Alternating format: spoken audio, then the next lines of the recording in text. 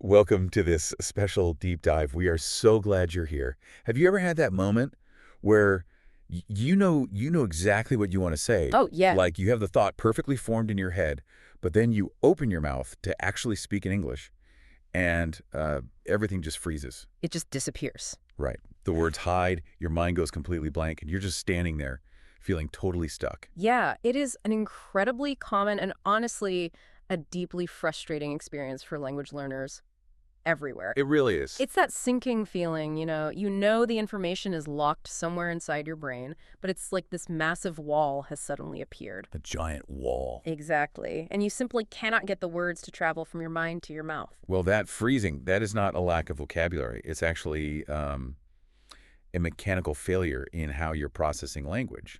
So today, we're tearing apart the mechanics of how we speak. Our source today is this really fascinating script from the Easy Talk English channel. It's a great source. It is. And it covers a concept they call the master key. So the mission for our deep dive today is to give you practical, everyday tools to help you stop translating in your head and start speaking English naturally. Which is huge, because changing how you speak really requires changing how you think. Okay, let's unpack this.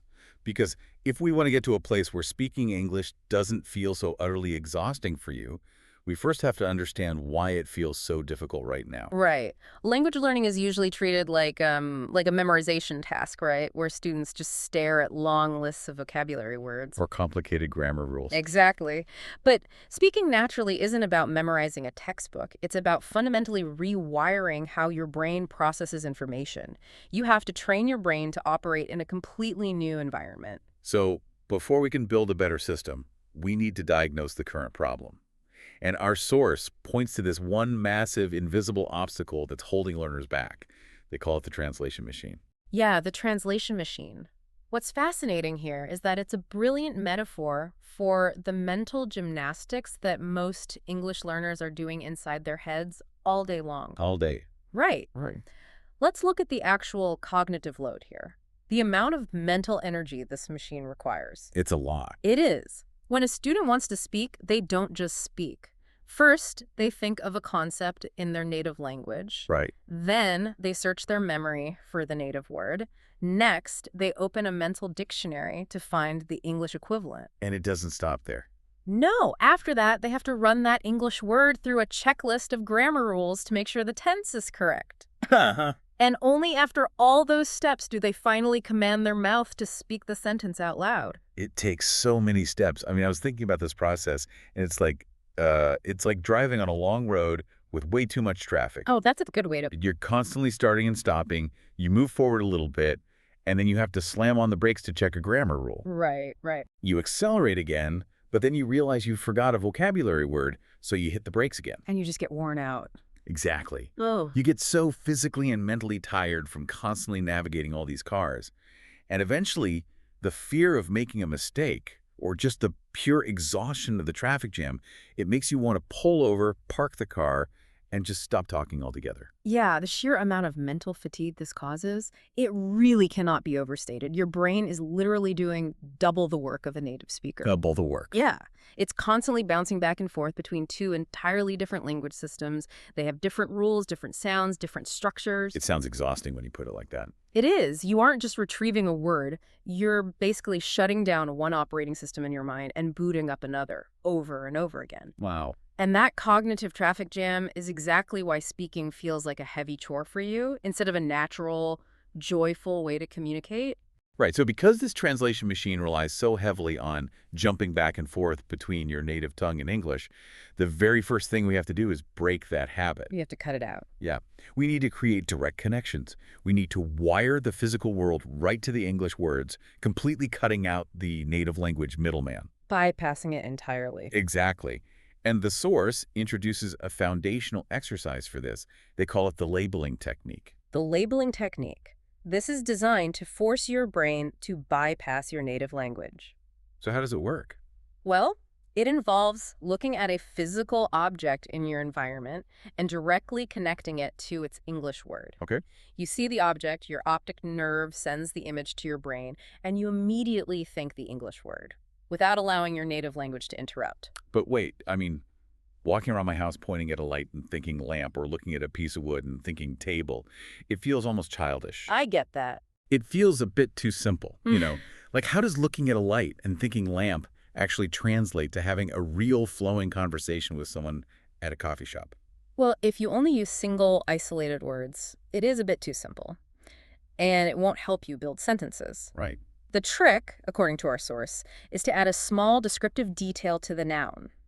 You aren't just naming things, you are building what the source calls a tiny English world. A tiny English world. Oh, okay. So instead of just looking at the table and thinking table, you have to attach a concept to it. Yes, exactly. So you think brown table, or my table is big. Right, or if you're in the kitchen preparing dinner, you don't just pick up a vegetable and think onion. You'd say something about it. Yeah, you say to yourself, the onion is white, or the onion is cold. You force your brain to observe the physical world and immediately describe its properties in English. So bypassing the translation step entirely. Exactly. Like the water is warm or the window is open. It's about constructing a complete, albeit tiny thought. Yeah, and the source actually recommends doing this for just 5 minutes every single morning. Just 5 minutes. Yep. Think of it as a vital cognitive warm-up. Just like a runner stretches their muscles before a marathon to prevent injury. And increase blood flow. Right. You are stretching your English brain. You're waking up the neural pathways that process English before you demand that they perform in a real conversation. I love that. It wakes the brain up. Yeah. But naming static objects, things that are just sitting there in the room like furniture and vegetables, that's really only the beginning. It is. Because life isn't static. Life is messy, it's full of movement, and it's full of continuous action. So much action. Yeah, I mean, a lamp just sits there, but you are constantly moving. So how do we translate that physical momentum into English? Well, moving from static objects to dynamic action requires a slightly different approach. Instead of just observing the world around you, you begin to narrate your own place within it. Okay. The source calls this tip 2, the inner monologue. The inner monologue. Right. You essentially become the director of your own movie, describing your own actions to yourself in your head as you're performing them. Oh, the source gives a great example of this with a morning coffee routine. Yes. As you're making your drink, you don't just stand there in silence. You say to yourself in your head, I am boiling the water. The cup is hot. The coffee smells delicious. Or even when you're commuting to work, right? I am walking down the street. The sun is hot on my face. I am waiting for the bus. The bus is late. Exactly. You're basically talking to yourself in your head in English. It might feel entirely unnatural at first, sure, but the cognitive science behind this is fascinating. Really? Why is that? The reason the inner monologue is so effective connects to how human memory works. Our brains actually remember physical actions and sensory experiences much better than abstract information. Like a list of vocabulary words on a flat piece of paper. Exactly. When you tie the English language directly to your actual body movements, when you literally feel the heat of the water as you think, I am boiling the water, you're creating a multi-sensory anchor in your brain. Wow. So you're linking language to muscle memory. You are. But here's where I think people will inevitably hit a wall. And the source actually provides a brilliant workaround for this specific problem. Let's hear it. Let's go back to the coffee example. Oh. What if you're making your morning coffee and you want to say to yourself, I am grinding the beans, but you suddenly realize you don't know the English word for grinding. Oh, happens all the time. Right. The natural instinct is to freeze, pull out your phone, open a dictionary app, and search for the exact translation. Which is exactly what you should not do. Right. Because opening that dictionary immediately reboots the translation machine in your head. It brings back the exact traffic jam we're trying to avoid. The moment you open that dictionary, you've invited your native language back into the process. If you stop to find the perfect word, you just lose all your momentum. So the source says, do not stop. Do not grab the dictionary.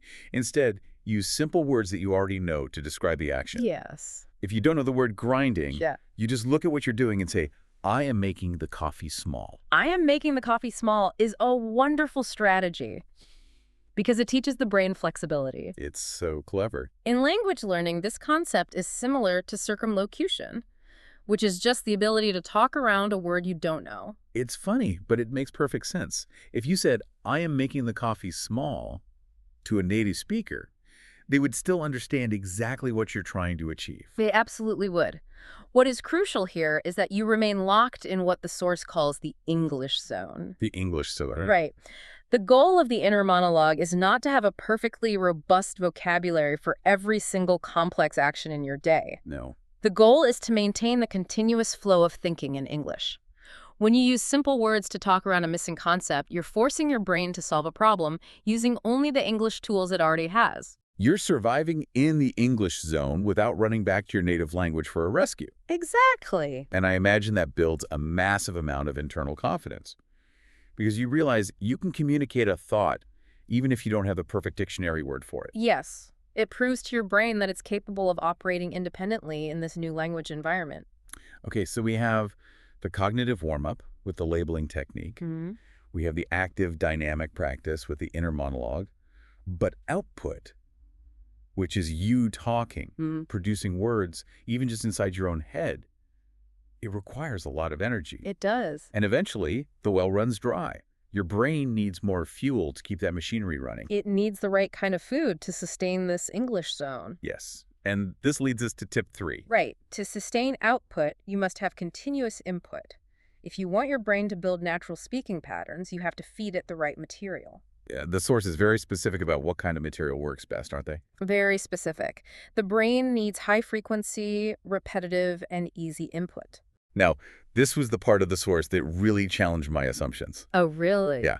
It says we should actually avoid watching fast, exciting Hollywood action movies when we're training our brains. That's right. Instead, it says we should find a simple 2-minute video about everyday life, like, I don't know, a person explaining how to cook eggs or how to plant a garden. Perfect examples. And then we should watch that same short video 5 to 10 times. Yes, 5 to 10 times. But wait, watching a 2-minute video about gardening 10 times in a row sounds like absolute torture. I know. Why can't I just put on a cool Hollywood blockbuster with the subtitles turned on? Well, if we connect this to the bigger picture, we are so conditioned to consume media purely for entertainment, right? Sure. We crave new storylines, dramatic surprises, fast-paced dialogue, but we have to separate entertainment from training. Training is different. Very different. When you watch a fast-paced Hollywood movie, your brain gets completely overwhelmed, the vocabulary is incredibly complex, the actors speak using rapid slang, and the dialogue overlaps. Yeah, everyone talks at once. Exactly. Your brain gets tired trying to keep up. And what does the brain do when it gets tired and overwhelmed? It probably defaults to the easiest path. It goes right back to the translation machine. It relies on your native language to make sense of what is happening. So it just gives up, stops trying to process the English audio, and just reads the native language subtitles at the bottom of the screen. Bingo! The learning stops completely. But when you listen to something simple and highly repetitive, Like those 2-minute gardening videos. or children's stories, or daily life podcasts, something entirely different happens in the brain. Through repetition, the language patterns start to stick. Really? Just from repeating it? Yes. When you hear a simple phrase like, I am going to the store, repeated 20 different times across different simple videos, your brain stops actively analyzing the grammar rules behind the phrase. Oh, wow. So you stop trying to remember the conjugation tables you learned in school. You stop asking yourself if it is I am going or I go. You just know how the sentence is supposed to sound because you have heard it so many times. Exactly. The source actually uses a brilliant analogy here involving the physics of sports to explain this mental shift. Oh, the baseball analogy. Yeah. Imagine someone throws a baseball to you. When you reach out your hand to catch that ball, you don't stand there and calculate the physics in your head. No. You don't calculate the wind resistance, the weight of the baseball, the velocity of the throw, or the exact trajectory of the arc. You would get hit square in the face with the baseball if you took the time to do all that math. You really would. Your body has simply built a reflex. Through practice and repetition, your brain knows exactly where to put your hand without needing to do the conscious calculations. And language learning should become that exact same type of automatic reflex. Yes. By feeding your brain high-frequency, repetitive, and easy input, the grammar rules and the sentence structures become automatic. You just catch the ball. You just catch it. You just say the words without doing the mental math of the translation machine. You automatically mimic the patterns you've absorbed. Okay. I love that concept. It's very powerful. So let's visualize a listener who is doing all of this mechanical work. Okay. They are labeling their environment every morning to stretch their English muscles. Mm-hmm. They are using their inner monologue to describe their messy, dynamic lives. And they're surviving in the English zone by making the coffee small. Great. They're consuming simple, repetitive input to build those grammatical reflexes, so they have the mechanics down. But there's still one massive wall left to climb before they can comfortably speak to another human being. The emotional wall. The psychological barrier. Yes, the fear. The intense, paralyzing fear of opening your mouth, making a grammatical mistake, and looking stupid in front of other people. This is arguably the single biggest barrier for adult language learners. Tip 4 addresses this directly. It does. Because as adults, we have a fully formed ego. We are used to being highly competent, articulate, and respected when we speak in our native language. Right, we can be funny, we can be smart. We can express complex nuances, humor, intelligence. But when we switch to English, we suddenly sound like beginners. Yeah. We lose that complexity. And sounding like a beginner feels deeply uncomfortable. It feels like a loss of identity or even a personal failure for some people. And that fear of losing our competence is what makes us freeze. Which is why the final piece of advice from our source requires a total mindset shift. A total shift. It's all about giving yourself permission to be wrong. You have to actively choose to be brave with your mistakes. Yes. There's a powerful quote from the script that I just want to highlight because it completely changes the perspective on failure. It says, "Mistakes are the sound of my brain growing." Mistakes are the sound of my brain growing. I love that. Reframing mistakes as growth is essential because of a core rule for beginners that the source emphasizes. Which is Fluency is much more important than accuracy in the early stages of speaking. fluency over accuracy. We usually think those two things are the same. A lot of people do, but they are very different mechanisms. Fluency is the speed and flow of your thoughts. Okay. It's your ability to keep the communication moving forward, to maintain the rhythm of a conversation, even if the words are not perfect. And accuracy. Accuracy is having perfect grammar, the perfect tense, the exact right vocabulary word. For an adult beginner, if you demand perfect accuracy from yourself every single time you open your mouth, you will inevitably trigger the translation machine. Because you're trying to be too perfect. Yes. You will cause a massive mental traffic jam trying to verify every rule, and you will simply stop speaking. So the fear of being inaccurate is what puts the brakes on the car. Exactly. But if you prioritize fluency, if you focus purely on getting your ideas out into the world, the accuracy will naturally develop later. So what does this all mean for the learner? It means that as you consume more of that easy, repetitive input we discussed, your brain will slowly begin to self-correct its own grammar without you having to stress over it. The source has an analogy here that I think makes this focus on fluency incredibly relatable and really takes the pressure off. The baby analogy. Yes. Think about a toddler who is learning to speak for the very first time. When a baby is thirsty and wants a drink, they just point at a cup and yell, "Water! Water!" They are highly effective, if somewhat demanding, communicators. Exactly. They are completely fearless. They do not look at their parents, pause to consider the rules of polite syntax, and ask, "Mother, may I please have a glass of chilled mineral water?" with perfect sentence structure. No, they definitely don't. They use whatever limited vocabulary they have to get their core message across. And the amazing thing about human interaction is that we understand them perfectly. We do. We don't judge the baby for having terrible grammar. We don't critique their lack of verbs. We just smile, understand their need, and hand them the water. And society generally expects beginners to make mistakes, People are generally thrilled when someone is making an honest effort to communicate with them in their language. They really are. As learners, we need to grant ourselves that same grace we give to a toddler. We need to embrace that fearless, unapologetic energy. If you're telling a story and you accidentally say, "he go to school," instead of the grammatically perfect, "he goes to school," the world doesn't end. Not at all. The person listening to you still knows exactly what you mean. You successfully communicated a thought, transferred an idea from your brain to theirs, and kept the conversation moving. And every single time you push through a mistake and keep talking, you're reinforcing a new habit. You're proving to your brain that it is safe to operate in the English zone. Exactly. You are teaching your nervous system that making a language error is not a threat to your survival. That feeling of safety, combined with the mechanical exercises, is the true master key. It's not a magical list of secret vocabulary words that you can buy in a textbook. No, it isn't. It's a completely different way of treating your brain, physically and emotionally. When we synthesize all of the insights from the Easy Talk English channel, they provide us with a very clear, comprehensive training plan, one that addresses both the cognitive mechanics and the psychological hurdles of language learning. Yeah. We start with the warm-up, forcing direct connections by looking at objects and naming them with the descriptive detail to build that tiny English world. Right.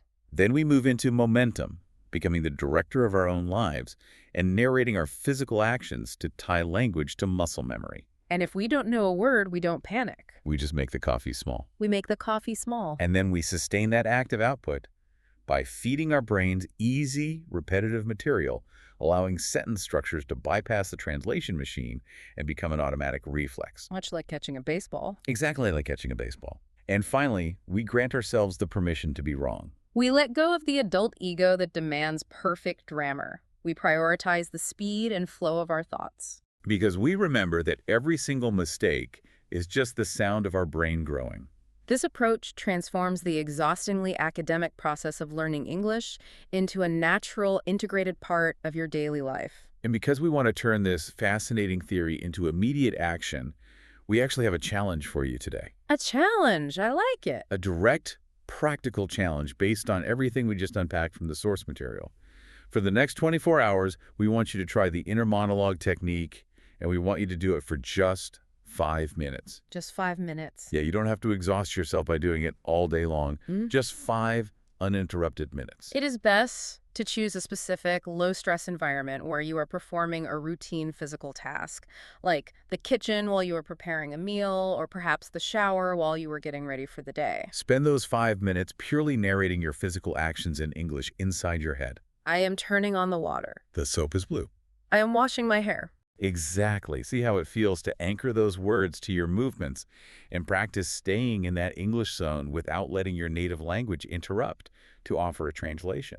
It seems like a very small step, but it is precisely this kind of consistent, low-pressure practice that builds the neural pathways for lasting fluency. Well, as we wrap up this deep dive, we hope you feel a little less overwhelmed by the heavy machinery of the translation machine. And a lot more empowered. Yes, empowered to start building your own direct, fearless connection to the English language. And as you go forward with your practice this week, I want to leave you with one final question to ponder on your own.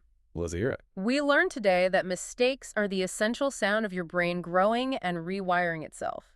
So if you are practicing your English this week and you realize you aren't making any mistakes at all, are you actually learning, or are you just staying too safe? Oh, that is a great question to end on. Thank you so much for joining us on this deep dive. Keep practicing, keep speaking, and keep letting your brain grow. We will catch you next time.